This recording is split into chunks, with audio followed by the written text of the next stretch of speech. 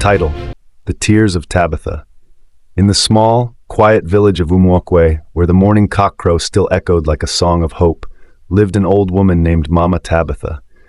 Her face was carved with wrinkles of wisdom and years of untold struggles, yet her heart was fuller than any harvest barn. Tabitha had seen the cruelty of life. Many seasons ago, her only daughter Ngozi and her son-in-law were lost in a ghastly motor accident, leaving behind their 5-year-old son, Ben. That day, when the villagers brought the sad news, Tabitha tore her wrapper in agony, but amidst her tears, she whispered to the heavens, "If you have taken my child, at least leave me the strength to raise hers." And from that day, her entire life became a song of sacrifice. She hawked firewood under the scorching sun. She fetched water for people half her age, her frail hands trembling under the weight of the buckets. She washed clothes in the cold Harmattan mornings, her back bent like a bow, all for one reason: to keep Ben in school. When Ben cried out of hunger, she would boil yam peels and tell him softly, "Eat, my son. Tomorrow will be better." And when school fees came and she had no money, she would walk miles to plead with the headmaster, promising to pay after the next market day. Years rolled by like the endless seasons.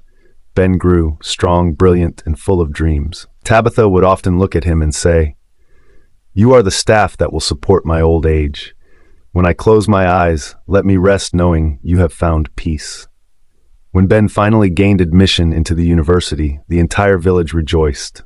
People said, "Mama Tabitha's God has not forgotten her."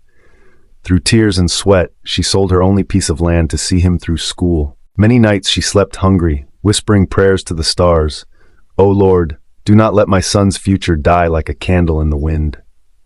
After years of toil, Ben graduated with flying colors. The day he wore his graduation gown, Tabitha danced barefoot in the dust, singing praises. Her voice trembled, but her spirit soared. Soon after, Ben secured a big oil company in Port Harcourt. The villagers said, "Tabitha's suffering has finally ended." Ben promised his grandmother a new house, good clothes, and a soft bed to rest her weary bones. He told her, "Mama, your days of sorrow are over. You will eat the fruit of your labor." But fate, cruel and heartless, had other plans. On a gloomy Monday morning, as Ben dressed for work, he called his grandmother on the phone.